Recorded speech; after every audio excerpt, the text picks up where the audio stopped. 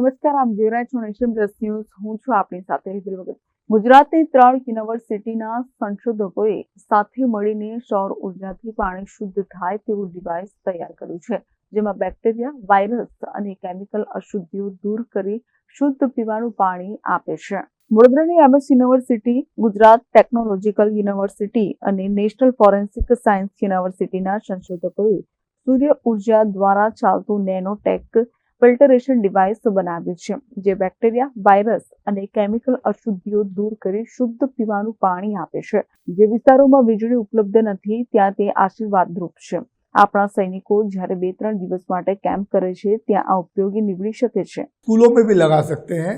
Even आप camping करने जा रहे हैं या इवन रिमोट एरिया में जहाँ पर के हमारे फौजी हैं, सपोज उनको 2-3 दिन के लिए ऐसी जगह जाना पड़ता है, वहाँ भी इस डिवाइस को वो लोग यूज कर सकते हैं. આ પોર્ટેબલ ડિવાઇસનું ખાસ પોલિમેરિક કેસથી આવરી લેવામાં આવ્યું છે. તેની અંદર નેનો કોમ્પોઝિટમાંથી બનેલું છે.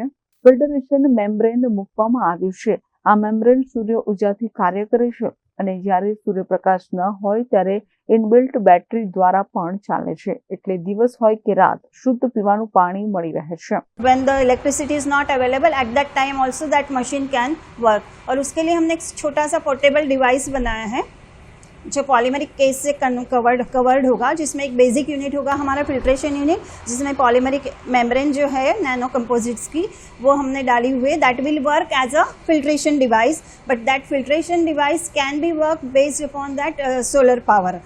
और सोलर पावर के बाद हमारा जो दूसरा कंपोनेंट है बैटरी है, बिकॉज उसी की वजह से वो फिर आगे एट दैट नाइट टाइम और जब इलेक्ट्रिसिटी ना हो तब वर्क कर पाएगा. આ સંશોધન પાછળ 10 સંશોધકોની ટીમ કાર્યરત છે. ખાસ વાત એ છે કે તેમણે આ શોધ માટે પેટન્ટ મેળવી છે.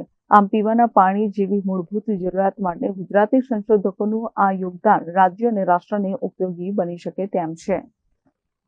Bureau report, Nation Plus News, Vadodara.